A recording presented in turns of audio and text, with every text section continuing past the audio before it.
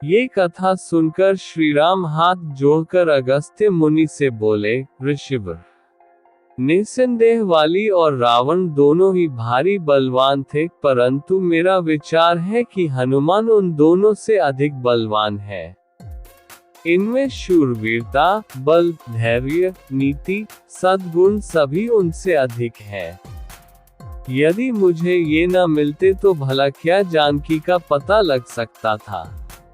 मेरे समझ में यह नहीं आया कि जब वाली और सुग्रीव में झगड़ा हुआ तो इन्होंने अपने मित्र सुग्रीव की सहायता करके वाली को क्यों नहीं मार डाला। आप कृपा करके हनुमान जी के बारे में मुझे सब कुछ बताइए। रघुनाथ जी के वचन सुनकर महर्षि अगस्त्य बोले, हे रघुनंदन, आप ठीक कहते हैं। हनुमान अद्भुत बलवान, पराक्रमी और सद्गुण संपन्न है, परंतु ऋषियों के शाप के कारण इन्हें अपने बल का पता नहीं था। मैं आपको इनके विषय में सब कुछ बताता हूँ। इनके पिता केसरी सुमेरु पर्वत पर राज्य करते थे। उनकी पत्नी का नाम अंजना था। इनके जन्म के पश्चात एक दिन इनकी माता फल लाने के लिए इन्हें आश्रम में छोड़कर चली गई। जब शिशु हनुमान को भूख लगी तो वे उगते हुए सूर्य को फल समझकर उसे पकड़ने के लिए आकाश में उड़ने लगे। उनकी सहायता के लिए पवन भी बहुत तेजी से चला। उधर भगवान सूर्य ने उन्हें अबोध शिशु समझकर अपने तेज से नहीं जलने दिया। जिस समय हनुमान सूर्य को पकड़ने के लिए लपके, उसी समय राहु सूर्य पर ग्रहण लगाना चाहता था। हनुमान जी ने सूर्य के ऊपरी भाग में जब राहु का स्पर्श किया तो वह भयभीत होकर वहां से भाग गया।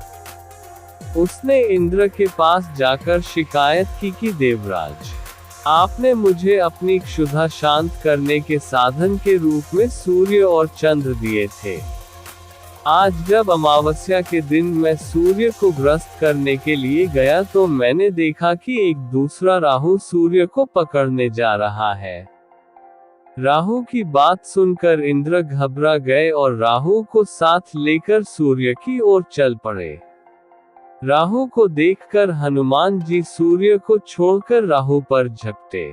राहु ने इंद्र को रक्षा के लिए पुकारा तो उन्होंने हनुमान जी के ऊपर वज्र का प्रहार किया, जिससे वे एक पर्वत पर जा गिरे और उनकी बाईं ठुड्डी टूट गई।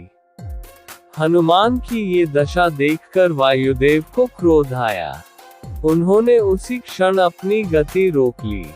इससे कोई भी प्राणी सांस न ले सका और सब पीड़ा से तड़पने लगे। तब सारे सूर, असुर, यक्ष, किन्नर आदि ब्रह्मा जी की शरण में गए।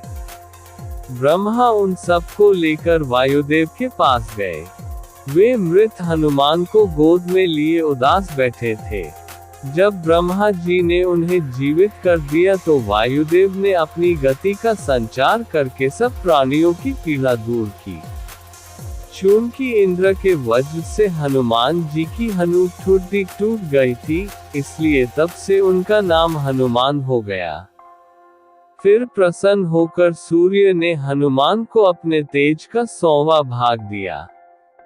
वरुण, यम, कुबेर, विश्वकर्मा आदि ने उन्हें अजेय, पराक्रमी, अवध्य होने, नाना रूप धारण करने की क्षमता आदि के वर दिया। इस प्रकार नाना शक्तियों से संपन्न हो जाने पर निर्भय होकर वे ऋषि मुनियों के साथ शरारत करने लगे। किसी के वलकल फाड़ देते, किसी की कोई वस्तु नष्ट कर देते। इससे क्रुद्ध होकर ऋषियों ने इन्हें शाप दिया कि तुम अपने बल और शक्ति को भूल जाओगे। किसी के याद दिलाने पर ही तुम्हें उनका ज्ञान होगा। तब से उन्हें अपने बल और शक्ति का स्मरण नहीं रहा। वाली और सुग्रीव के पिता ऋक्षराज थे। चिरकाल तक राज्य करने के पश्चात जब ऋक्षराज का देहांत हुआ तो वाली राजा बना। वाली और सुग्रीव में बचपन से ही प्रेम था। जब उन दोनों में वैर हुआ तो सुग्रीव के सहायक होते हुए भी शाप के कारण हनुमान अपने बल से अनजान बने रहे। हनुमान के जीवन की यह कथा सुनकर सबको बड़ा आश्चर्य हुआ। जब अगस्त्य तथा अन्य मुनि अयोध्या से विदा होकर जाने लगे तो श्री राम ने उनसे कहा, मेरी इच्छा है कि पुरवासी और देशवासियों को अपने अपने कार्यों में लगाकर मैं यज्ञों का अनुष्ठान करूं।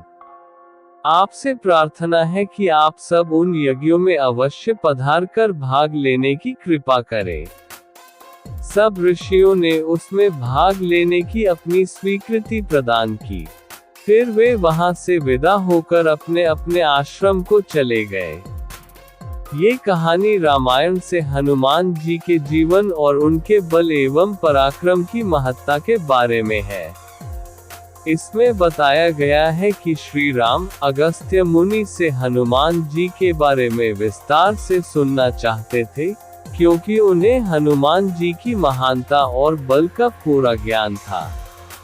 अगस्त्य मुनि ने श्री राम को हनुमान जी के बचपन की घटना सुनाई, जब उन्होंने भूख लगने पर उगते हुए सूर्य को फल समझकर पकड़ने की कोशिश की।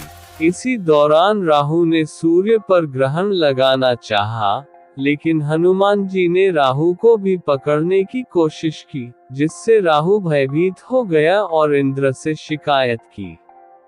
इसके बाद इंद्र ने हनुमान जी पर वज्र का प्रहार किया, जिससे उनकी ठुड्डी टूट गई और वे मूर्छित होकर गिर पड़े। वायुदेव को क्रोधित होकर अपनी गति रोक दी, जिससे सृष्टि के सभी प्राणी तड़पने लगे। तब ब्रह्मा जी ने हनुमान जी को जीवित किया और सभी देवताओं ने हनुमान जी को विभिन्न वरदान दिए। अगस्त्य मुनि ने बताया कि हनुमान जी को ऋषियों के शाप के कारण अपने बल और शक्तियों का ज्ञान नहीं था, और यही कारण था कि जब वाली और सुग्रीव में युद्ध हुआ, तब भी उन्होंने अपने बल का उपयोग नहीं किया। श्री राम और अन्य सभी को ये कथा सुनकर बड़ा आश्चर्य हुआ और हनुमान जी के अद्भुत पराक्रम को समझा। कहानी के अंत में श्री राम ने ऋषियों से अनुरोध किया कि वे उनके यज्ञों में भाग लेने के लिए अयोध्या आए, और ऋषियों ने सहमति व्यक्त